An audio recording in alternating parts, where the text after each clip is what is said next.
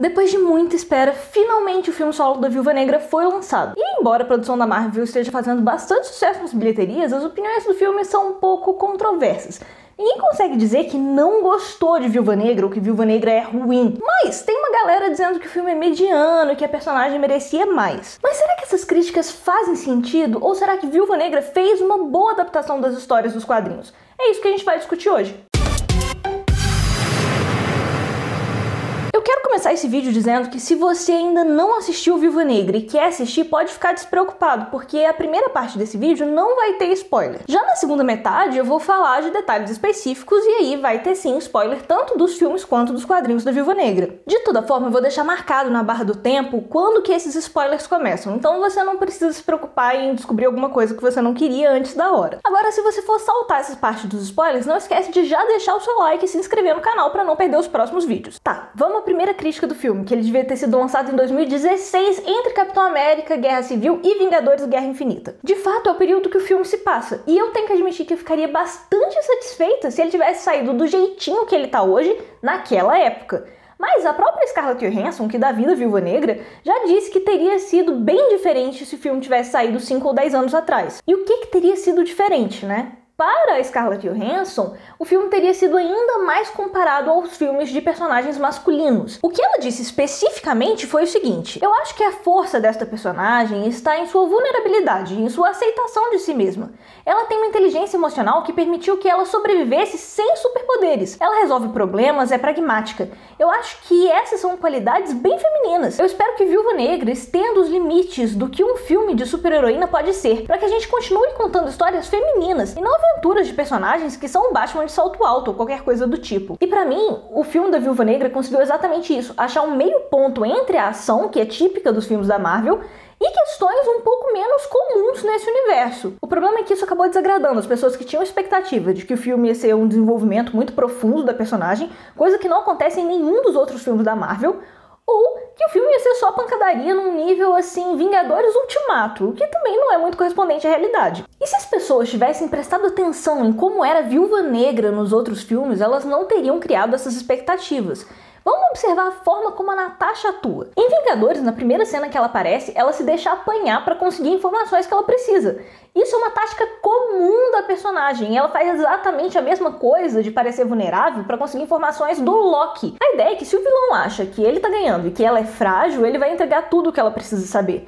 Tem uma cena exatamente desse jeito em Viúva Negra e as pessoas acusaram de ser machista. E nesse caso não é, porque a Natasha tá no controle o tempo todo. Aliás, essa cena, inclusive, é tirada dos quadrinhos do Viúva Negra Homecoming, que eu vou comentar na segunda parte do vídeo. Mas eu também não tô dizendo que não tem nenhum aspecto machista no filme. Algumas pessoas reclamaram que existe o chamado male gaze, que é uma forma de objetificar as mulheres com posicionamento de câmera, por exemplo. Então dá foco em partes que são sexualizadas normalmente, como bumbum ou busto. Isso realmente acontece, embora com menos frequência que em outros filmes da Marvel. Aliás, eu acho que esse filme é um dos que ela parece menos sexualizada. Quer uma prova disso? Olha o cabelo dela. Quem, em vida real, vai lutar com o cabelo totalmente solto e totalmente maquiada? Em Viúva Negra isso não acontece, que é uma forma de não sexualizar tanto a personagem. E já que a gente entrou nesse tópico do machismo, eu acho importante comentar que as exigências do filme da Viúva Negra são muito maiores do que de qualquer outro personagem masculino. As pessoas estão comentando cada pequeno detalhe que poderia ter sido melhor, como se isso invalidasse o filme inteiro. E isso não acontece com nenhum outro super-herói homem. Um exemplo que eu acho muito óbvio é a crítica exagerada à falta de desenvolvimento do vilão.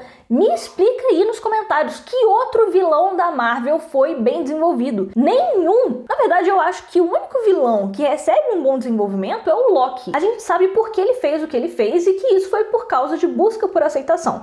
Inclusive, isso está sendo trabalhado na série solo do personagem. Mas mesmo em Thor, a gente não tem um bom desenvolvimento dos outros vilões. No primeiro filme, os gigantes de gelo são apresentados como maus por natureza, assim como os elfos negros em Thor e o Mundo Sombrio. Aliás, esse é o motivo de todos os vilões agirem da forma que agem no mundo da Marvel. A desculpa é sempre que, eles sempre foram maus e pronto. Não tem um desenvolvimento e muito menos eles têm impacto nos filmes futuros do universo cinematográfico da Marvel. A maioria só morre no final. Vamos pegar os filmes do Homem de Ferro, que inauguraram a fase 1 da Marvel, como a Viúva Negra agora está inaugurando a fase 4. Que importância tiveram os vilões do Homem de Ferro no restante dos filmes? Nenhuma! Eles só estavam em busca de poder e tudo bem para os fãs. A mesma coisa pode ser dita dos vilões do Capitão América. E se você tá aí reclamando, me diz aí nos comentários quando foi que a Hydra teve uma importância real no principal arco do CM. No que a Hydra influenciou a ascensão ou a queda do Thanos? Em nada. É engraçado porque em Capitão América e o Soldado Invernal eles apresentam um vídeo dizendo que a Hydra é a grande causadora de todos os maus do mundo, que tudo que dá errado é culpa da Hydra,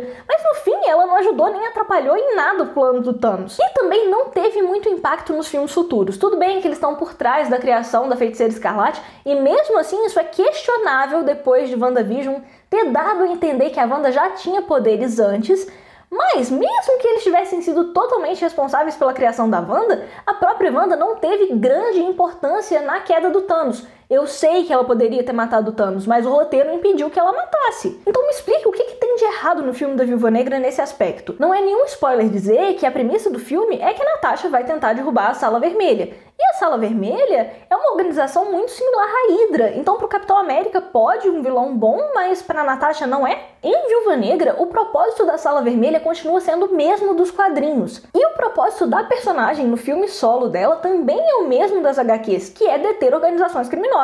Pra mim, a trama do filme em si é muito próxima do que acontece nas histórias originais. Mas para falar pra vocês como que elas são próximas, eu tenho que comentar sobre o filme e também sobre as HQs. Então, a partir de agora...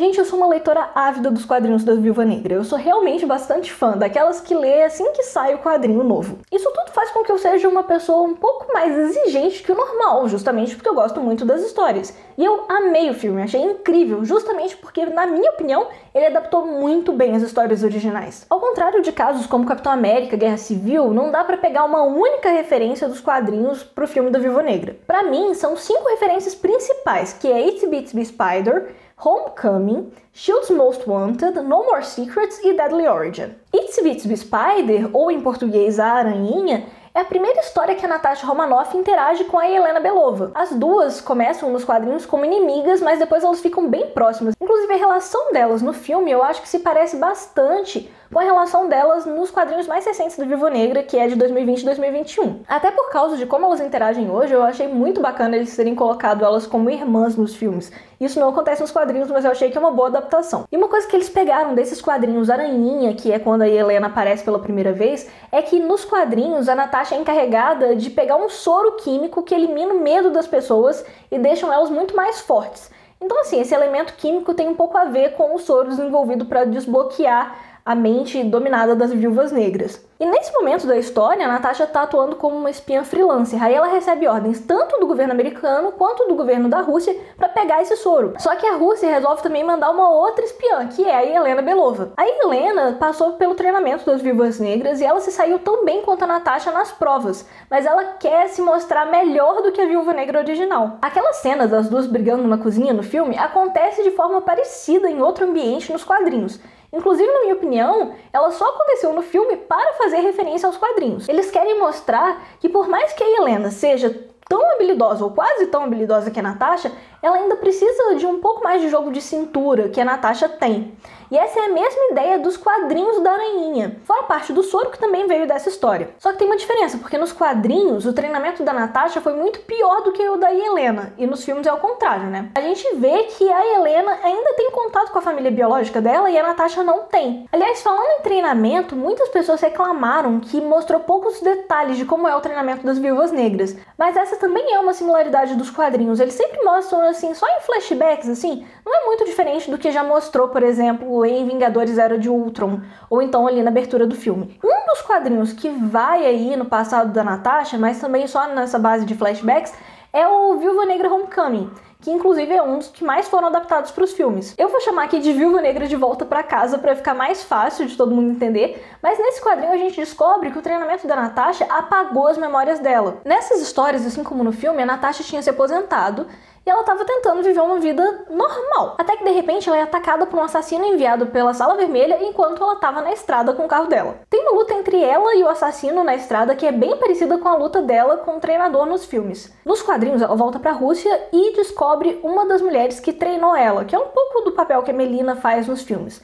Essa mulher, assim como a Melina nos filmes, diz pra ela que a Sala Vermelha fez uma série de alterações no corpo dela, incluindo um cadeado de feromônios. Ou seja, a viúva não consegue atacar nem totalmente desobedecer alguém que usa um perfume que tem a chave desses feromônios. Vocês já devem ter desconfiado, mas sim, é nos quadrinhos de Volta pra Casa que tem uma cena bastante parecida entre a Natasha e o Dreykov. A diferença é que nos quadrinhos não é o Dreykov que tá tentando matar a Natasha e as outras viúvas que romperam com a Sala Vermelha. Na verdade, é um tal de Vasily Ulyanov que quer vender algumas das drogas que eles usavam no treinamento e no controle das viúvas para uma empresa de medicamento dos Estados Unidos. Ele conseguiu matar todas as viúvas treinadas junto com a Natasha, menos a própria Natasha, óbvio, porque todo mundo sabe que ela é a melhor viúva negra. A Natasha vai atrás dele em um barco, só que ela não contava que ele estivesse usando o perfume de feromônios e ela não consegue atacar o cara. E é nesse momento que o Ulyanov bate na Natasha, que tem muita similaridade com a cena em que o Dreykov bate na Natasha. A diferença é que no filme a Natasha tá no controle o tempo todo. O plano dela é que o Dreykov quebre o nariz dela para que ela pare de sentir o cheiro dos feromônios.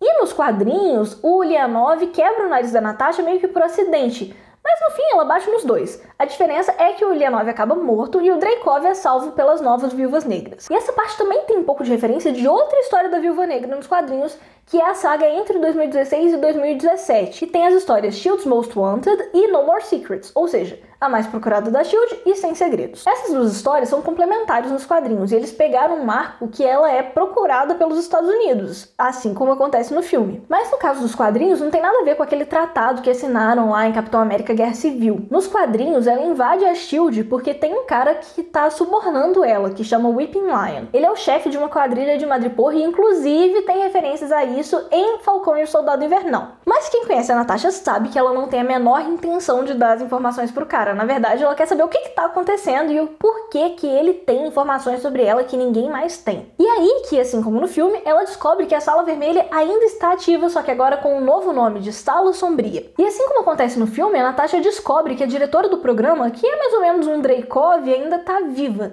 Além disso, a Sala Vermelha agora não tem mais ligações com o governo e atua sozinha, causando caos no mundo. Outra referência é que quem luta com a Natasha no lugar da mãe é a filha da diretora. Nos quadrinhos ela chama Anya e no filme ela virou Antônia ou o treinador. É essa Anya que manda as novas Viúvas Negras atrás da Natasha depois que ela matou a antiga diretora. A cena é bastante parecida nos filmes e nos quadrinhos, inclusive no desfecho. A Natasha estava quase perdendo a luta para as várias Viúvas Negras até que ela própria consegue convencer as meninas de que elas estão sendo manipuladas. No caso dos quadrinhos não tem nenhum elemento químico que vai libertar a mente das viúvas, é a Natasha que convence elas mesmo. E assim como nos quadrinhos, em que as novas Viúvas Negras destroem a Sala Vermelha, a Helena Belova, que representa essa nova geração de viúvas, destrói também o Dreykov e a Sala Vermelha. Bom, já deu pra ver que até aqui a gente cobriu grande parte do filme com as histórias dos quadrinhos, né? Mas falta uma parte, a família. Nos quadrinhos, na verdade, não tem nenhuma história que mostre a Natasha naquela mesma situação que ela viveu no início do filme. Mas em Deadly Origin, ou em Origem Mortal, falam bastante da relação da Natasha com um cara chamado Ivan. Ele não aparece no filme, mas o papel dele se divide um pouco entre o Alexei e o Dreykov. Nos quadrinhos do Origem Mortal, a gente descobre que o Ivan pegou a Natasha ainda bebê do colo da mãe dela que estava morrendo na guerra. E foi o Ivan que entregou a Natasha para o programa das viúvas ainda criancinha. Só que diferente do filme, ele teve presente a vida inteira dela. E nos quadrinhos ele também fica bem insatisfeito com esse papel de figura paterna, porque na verdade ele quer viver um romance com a Natasha. Obviamente, a Natasha não quer, e aí ele tenta destruir todas as pessoas que ela mais gosta na vida. Com isso, a Natasha vai atrás das pessoas que ela mais ama, que é mais ou menos o que acontece nesse filme, mas não tem tantas referências assim à Origem Mortal no filme novo da Viúva Negra. Além dessa questão da busca pela família, que é um pouco mais importante, as outras referências são mais pontuais, como o uniforme branco que a Natasha usa, e também a Sala Vermelha ser uma espécie de nave voadora que aparece nos quadrinhos também e ela destrói no final. Com tudo isso isso que eu falei até aqui, não dá pra negar que Viúva Negra é uma super adaptação das histórias em quadrinho. Apesar do filme já ter muitas referências das histórias da Viúva Negra, com certeza ainda tem espaço para muito mais, e eu gostaria muito de ver outras histórias da Natasha e outras interações entre a Natasha e a Helena no cinema. Me contem nos comentários se vocês gostariam de ver outras histórias da Viúva Negra no cinema e que outras referências vocês acharam nos filmes que eu não falei por aqui. Me digam também se vocês querem que eu faça um outro vídeo falando sobre como a Natasha poderia voltar pro CM se a Scarlett Johansson quiser, claro. Mas esse vídeo, que já tá imenso, vai ficar por aqui. Se você gostou, deixa o seu like e se inscreva no canal. Eu te vejo no próximo debate. Até!